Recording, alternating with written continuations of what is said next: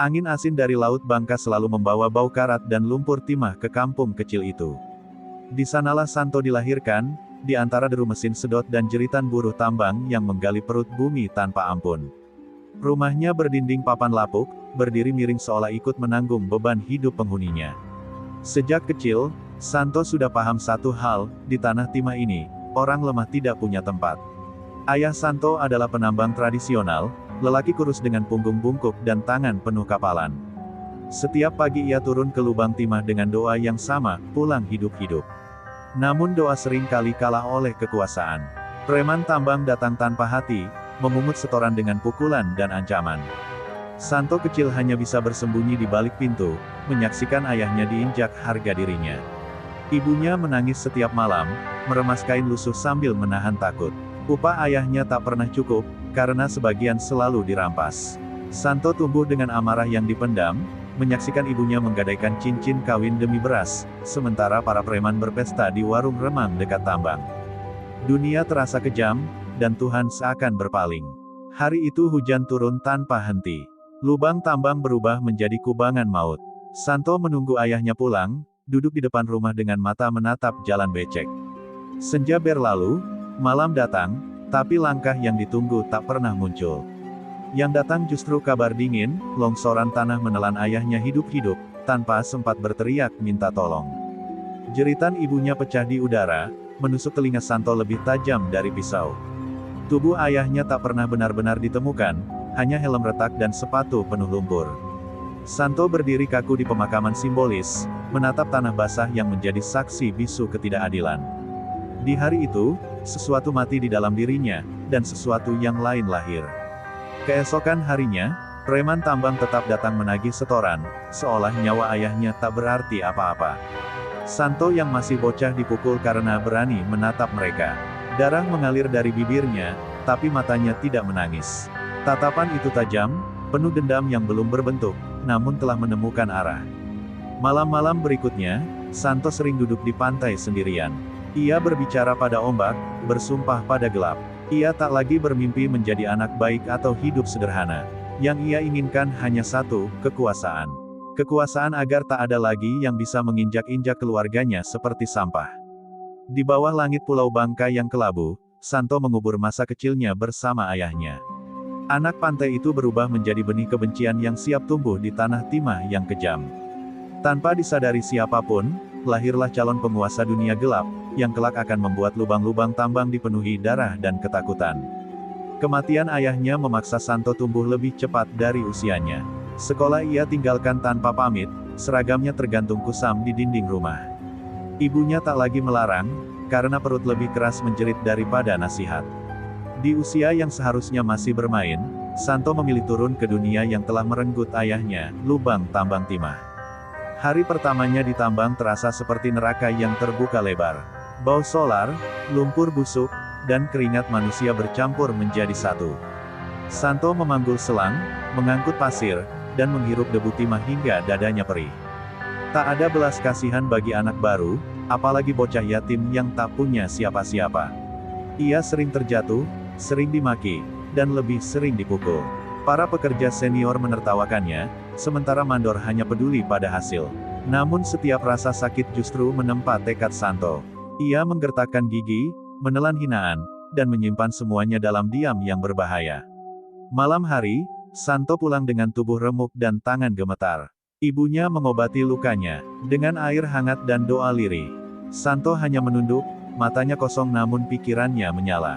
Ia mulai memahami satu hukum tak tertulis di tambang, yang kuat berkuasa, yang lemah dikubur. Beberapa minggu berlalu, dan Santo mulai belajar membaca situasi. Ia tahu kapan harus patuh dan kapan harus melawan. Suatu hari, seorang pekerja mencoba merampas upahnya. Tanpa berpikir panjang, Santo menghantam wajah itu dengan batu. Darah tumpah, dan semua terdiam. Sejak saat itu, tak ada lagi yang berani meremehkannya. Nama Santo mulai berbisik di antara para buruh. Bocah keras kepala yang berani, kata mereka. Ia mulai dilibatkan dalam pekerjaan yang lebih berisiko, lebih dekat dengan inti tambang. Di sanalah ia melihat uang besar, setoran gelap, dan permainan kotor antara preman, mandor, dan aparat. Santo belajar bukan hanya cara menggali timah, tapi cara membaca manusia. Ia melihat bagaimana ketakutan bisa menggerakkan orang, bagaimana kekerasan membuka jalan. Hatinya perlahan menebal, perasaannya menumpul. Setiap kali ragu, bayangan ayahnya terkubur lumpur kembali muncul, menghapus sisa belas kasihan. Di lubang tambang pertamanya itu, Santo bukan hanya menemukan pekerjaan, tapi jati diri baru. Anak pantai yang dulu polos kini mulai mengenal darah dan kekuasaan. Ia belum menjadi siapa-siapa, namun dunia tambang telah menanamkan satu keyakinan dalam dirinya, suatu hari, ia tidak akan lagi menggali untuk orang lain, melainkan menguasai semuanya. Waktu berjalan kejam di lubang tambang, dan Santo tumbuh bersama kerasnya hari-hari tanpa ampun. Tubuhnya mengeras, sorot matanya berubah dingin. Ia bukan lagi bocah kurus yang mudah dipukul. Di balik keringat dan lumpur, amarahnya matang, menunggu saat untuk meledak. Konflik itu bermula dari sepetak tambang kecil di dekat pantai Pasir Putih, lokasi sisa yang dianggap tak berharga. Kelompok preman lain mengklaim wilayah itu, memeras buruh yang sudah lebih dulu bekerja di sana. Santo tahu, tempat itu satu-satunya sumber tambahan agar dapur ibunya tetap mengepul. Ketika preman-preman itu datang membawa parang dan senyum merendahkan, Santo berdiri di depan para buruh. Suaranya tenang, tapi penuh ancaman. Ia menolak menyerahkan setoran. Tawa kasar meledak, disusul dorongan dan makian. Dunia seakan berhenti berputar di detik itu. Pukulan pertama menghantam wajah Santo, membuat Pasir Putih ternoda darah. Namun bukannya mundur, Santo justru menyerang balik dengan brutal. Ia meraih besi sedot, menghantamkannya tanpa ragu. Teriakan bercampur debur ombak, dan kekacauan tak terelakkan. Salah satu preman terjatuh, kepalanya membentur batu karang. Darah mengalir deras, matanya terbuka tanpa nyawa. Santo terdiam sesaat, menatap tubuh itu dengan napas terengah. Untuk pertama kalinya, ia sadar telah melangkah terlalu jauh, melewati batas yang tak bisa ditarik kembali. Para preman lainnya kabur, meninggalkan ancaman yang tak sempat diucapkan. Para buruh menatap Santo dengan takut dan kagum. Tidak ada sorak, tidak ada tepuk tangan, hanya keheningan berat. Di Pasir Putih itu, Santo merasakan dingin yang menjalar hingga ke tulang, dingin yang tak berasal dari angin laut. Malamnya, Santo mencuci tangannya berulang kali, namun bau darah seolah menempel di kulitnya. Ibunya bertanya, tapi ia hanya diam. Dalam gelap kamar sempit itu, Santo duduk termenung, menyadari hidupnya telah berubah selamanya. Rasa bersalah datang sekilas, lalu tenggelam oleh bayangan ayahnya yang mati tanpa keadilan. Kabar kematian itu menyebar cepat di dunia tambang. Nama Santo mulai disebut dengan nada berbeda, bukan lagi bocah keras kepala, melainkan ancaman. Di Pasir Putih yang ternoda darah, Santo telah membayar harga pertamanya. Sejak hari itu, ia tahu satu hal, kekerasan bukan lagi pilihan, melainkan jalan hidup yang telah ia pilih sendiri. Sejak darah tumpah di Pasir Putih, dunia tambang memandang Santo dengan cara berbeda. Langkahnya tak lagi dianggap ringan, namanya tak lagi disebut sembarangan. Setiap ia melintas di antara mesin sedot dan lubang-lubang timah, bisik-bisik mengikuti dari belakang. Ketakutan perlahan menjadi hormat yang dipaksakan. Preman-preman kecil mulai mendekat, bukan untuk menantang, melainkan menawarkan diri. Santo membaca mereka seperti buku terbuka. Ia tahu, di dunia ini kesetiaan dibeli dengan rasa aman dan keuntungan. Dengan wajah dingin, ia memilih siapa yang berguna dan menyingkirkan yang berpotensi berkhianat. Santo tak langsung merebut wilayah besar. Ia bergerak pelan namun pasti, menguasai tambang-tambang kecil yang diabaikan. Setiap lokasi yang ia pegang berubah lebih teratur, namun juga lebih kejam. Setoran wajib, hukuman jelas, dan tak ada toleransi bagi yang melawan. Para bos lama mulai gelisah. Mereka menganggap Santo hanya anak kemarin sore yang terlalu berani. Tapi satu persatu, tambang mereka berhenti beroperasi, buruhnya pindah, dan aliran uang tersendat. Tanpa perang terbuka, Santo memukul dari dalam, memutus napas musuhnya secara perlahan. Suatu malam, sebuah gudang timah terbakar. Tak ada saksi, tak ada pelaku. Keesokan harinya, pemilik gudang itu meninggalkan Bangka tanpa pamit. Sejak saat itu, pesan Santo jelas, melawan berarti lenyap. Dunia gelap mulai tunduk pada logika barunya. Ibunya kini hidup lebih layak, rumah mereka diperbaiki, dapur tak pernah kosong. Namun jarak tumbuh di antara mereka.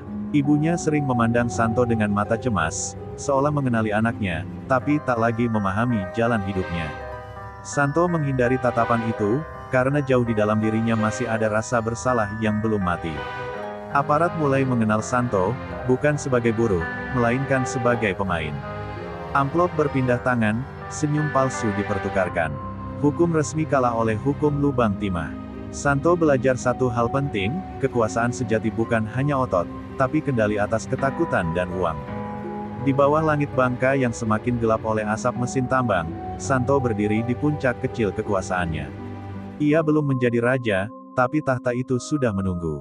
Dari anak pantai yang terbuang, kini ia melangkah mantap menuju singgasana dunia gelap, siap menumpahkan lebih banyak darah demi mempertahankan apa yang telah ia rebut. Kekuasaan Santo kini tak lagi dipertanyakan, melainkan ditakuti.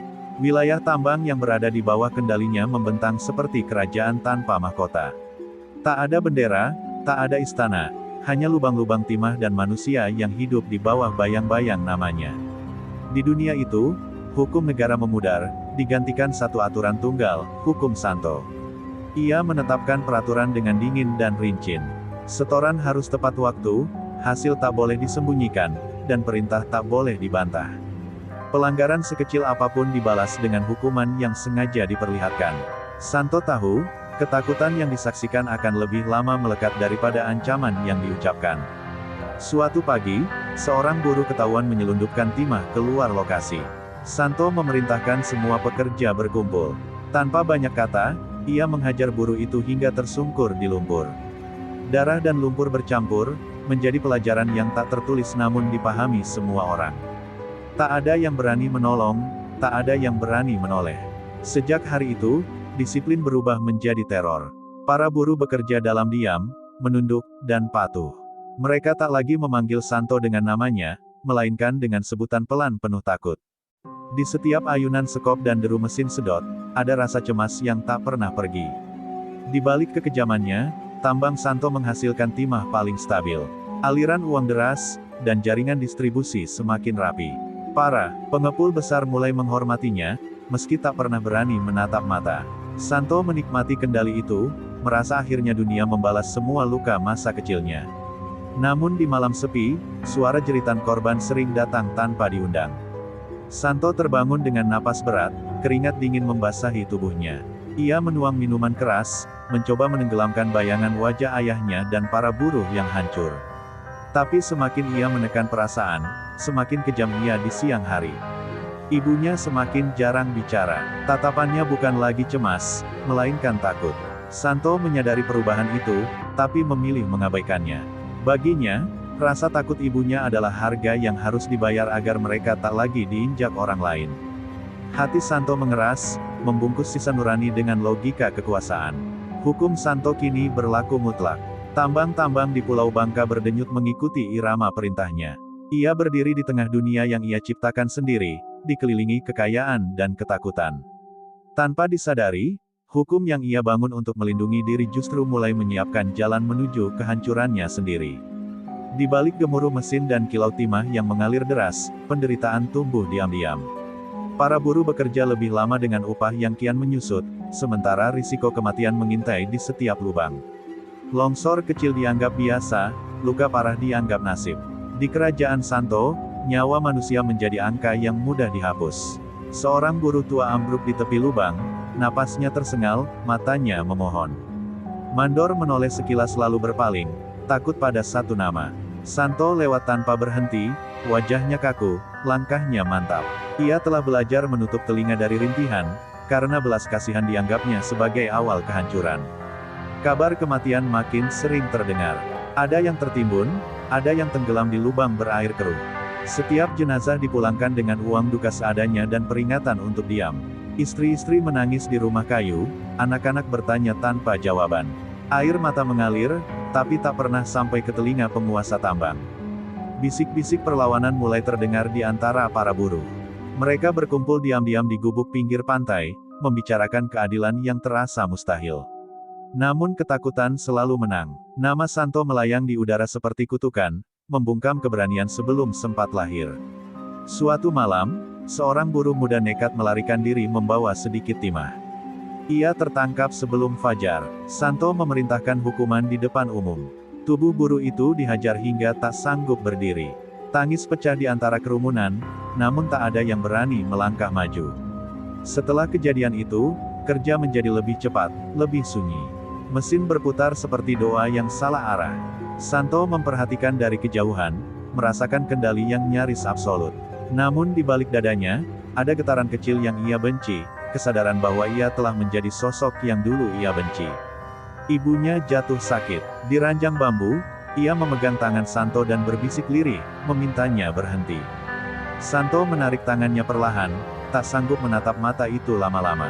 Ia memilih pergi sebelum fajar, kembali ke dunia yang memberinya kuasa, namun merenggut jiwanya sedikit demi sedikit. Air mata para pekerja timah jatuh ke tanah bangka, meresap bersama lumpur dan darah. Dari tetesan itu, benih perlawanan mulai tumbuh, meski belum tampak.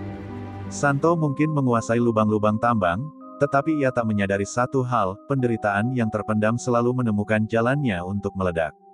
Angin perubahan datang tanpa suara. Di tengah kejayaan Santo, sebuah nama lama kembali bergaung di Pulau Bangka. Arman, sahabat masa kecil yang dulu sama-sama bermain di pantai, yang pernah ikut melayat ayah Santo dengan mata basah. Kini ia kembali bukan sebagai buruh, melainkan jurnalis. Investigasi yang membawa catatan, kamera, dan keberanian yang berbahaya. Arman melihat Bangka dengan mata yang berbeda. Ia menyusuri lubang-lubang tambang, berbicara dengan janda-janda buruh, dan mencatat kematian yang tak pernah masuk laporan resmi. Setiap cerita bermuara pada satu nama. Santo, Raja Lubang yang tak tersentuh, penguasa yang ditakuti. Arman tahu, untuk menghentikan penderitaan, ia harus menghadapi masa lalunya sendiri. Kabar tentang Arman sampai ke telinga Santo lewat bisikan anak buah. Nama itu menghantam kepalanya seperti palu. Kenangan lama menyeruak, tawa di pantai, sumpah polos untuk hidup jujur. Santo meremas gelas di tangannya hingga retak. Ia tak takut pada musuh bersenjata, tapi pada seseorang yang mengenalnya sebelum ia menjadi monster. Santo mengirim orang untuk mengintimidasi Arman.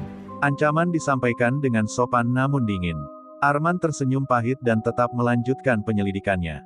Setiap tekanan justru membuatnya semakin yakin bahwa kebenaran sedang ia sentuh. Ia mulai mengirim laporan ke luar pulau, membuka luka yang selama ini ditutup paksa. Malam demi malam, Santo dilanda paranoia.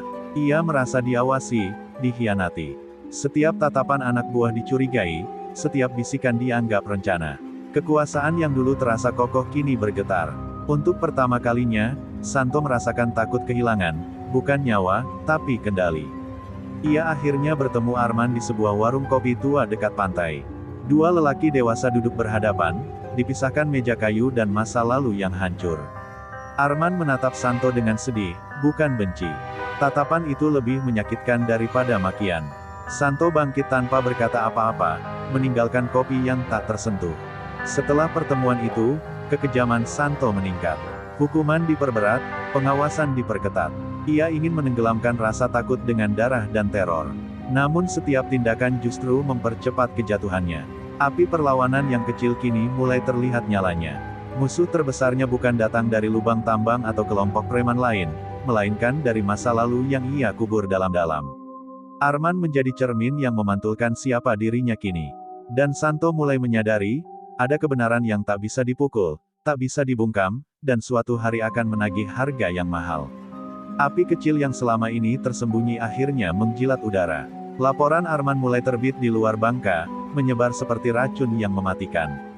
Nama Santo disebut dengan terang, disertai foto-foto lubang maut dan wajah-wajah keluarga korban. Dunia tambang berguncang. Para pengepul gelisah, aparat mulai menjaga jarak, dan musuh-musuh lama mencium bau darah. Kelompok preman dari wilayah lain bergerak cepat, merebut tambang yang selama ini tunduk pada Santo. Mereka datang membawa senjata, dendam lama, dan janji kebebasan bagi buruh. Lubang-lubang timah berubah menjadi medan perang. Malam hari di Bangka dipenuhi suara letusan, teriakan, dan deru mesin yang tak pernah berhenti. Santo memimpin langsung balasan. Wajahnya keras, matanya kosong. Ia tak lagi berbicara tentang aturan, hanya tentang kemenangan. Anak buahnya bergerak seperti bayangan, menyerang tanpa peringatan. Darah kembali tumpah, lebih banyak, lebih brutal. Santo merasa hidupnya kembali utuh hanya saat kekacauan merajalela. Di tengah kekacauan, para buruh terjepit. Mereka dipaksa memilih kubu, atau mati di tengah. Banyak yang melarikan diri ke hutan, meninggalkan lubang-lubang terbuka yang menganga seperti kuburan raksasa. Tanah bangka menelan jerit manusia tanpa membedakan siapa yang benar atau salah. Salah satu tambang utama Santo diserbu saat fajar. Ledakan mengguncang tanah, membuat lubang runtuh dan menelan puluhan orang. Santo tiba terlambat, berdiri di tepi kehancuran yang dulu ia banggakan. Untuk pertama kalinya, ia melihat kekuasaannya hancur secara nyata, tak bisa diperbaiki dengan uang atau kekerasan. Di markas sementara, pengkhianatan terbuka. Beberapa orang kepercayaannya menghilang membawa uang dan data. Santo mengamuk, menghajar siapapun yang dicurigai. Namun setiap pukulan justru menegaskan satu kenyataan pahit, ia kini sendirian di puncak yang runtuh. Arman terus bergerak di balik kekacauan, mengirim bukti demi bukti. Tekanan publik memaksa operasi besar-besaran. Sirene mulai terdengar di kejauhan, bukan lagi bisikan. Dunia yang selama ini tunduk kini datang menagih dengan wajah resmi dan senjata hukum. Perang lubang timah meninggalkan Bangka dalam luka yang dalam. Asap masih mengepul, darah belum kering, dan Santo berdiri di tengah kehancuran ciptaannya sendiri. Ia menang beberapa pertempuran, tapi kalah dalam perang yang lebih besar. Dari kejauhan, akhir mulai mendekat, perlahan namun tak terelakkan. Setelah perang mereda, kesunyian justru terasa lebih menakutkan.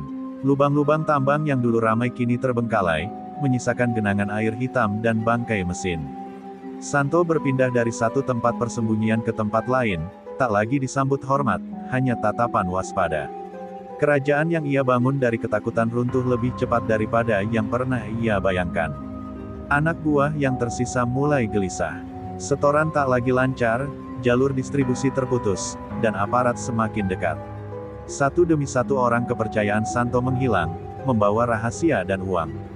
Setiap malam, Santo tidur dengan senjata di tangan, karena ia tahu, pengkhianatan selalu datang dari orang terdekat. Suatu sore, Santo hampir tertangkap dalam penyergapan. Informasi pergerakannya bocor. Ia lolos dengan luka di lengan, berlari menembus semak seperti binatang buruan.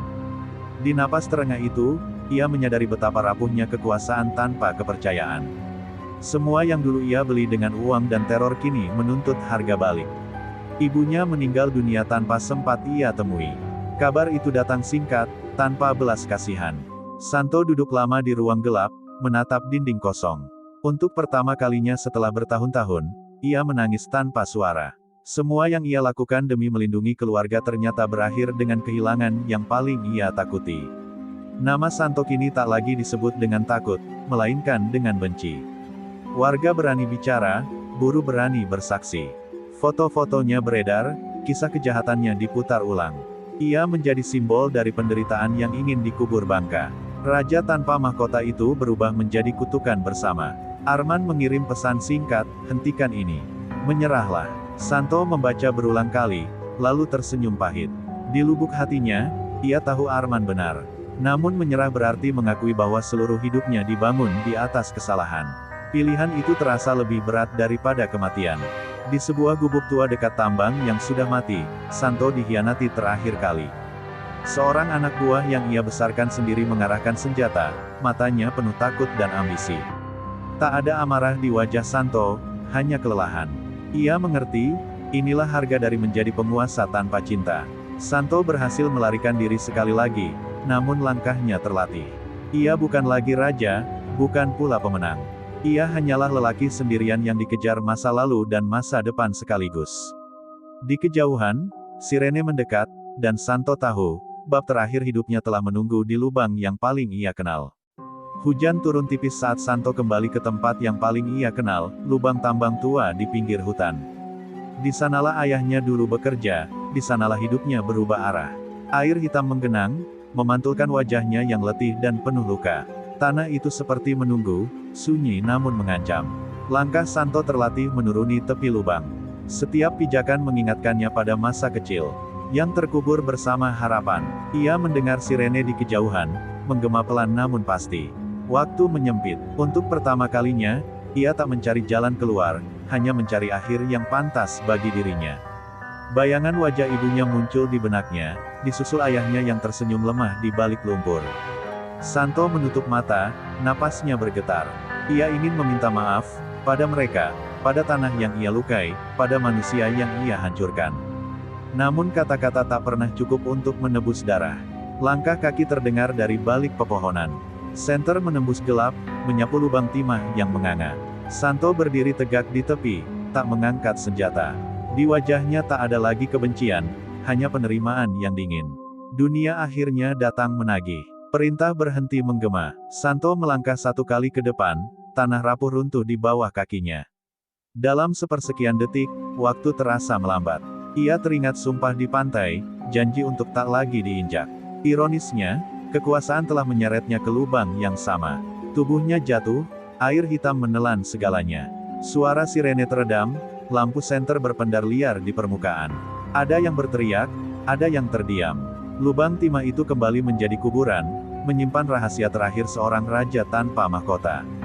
Hari-hari berikutnya, Bangka mencoba bernapas kembali. Tambang ditutup, lubang ditimbun, kesaksian dicatat. Nama Santo disebut dalam berita, lalu perlahan menghilang dari percakapan. Namun luka yang ia tinggalkan tak mudah sembuh, terpatri di tanah dan ingatan. Legenda kelam itu hidup sebagai peringatan bahwa kekuasaan yang dibangun dari ketakutan akan runtuh oleh ketakutan yang sama. Di Pulau Bangka, di atas tanah timah yang pernah berkilau oleh darah, orang-orang belajar kembali satu pelajaran pahit, tidak ada raja yang abadi di dunia gelap, hanya kuburan yang menunggu.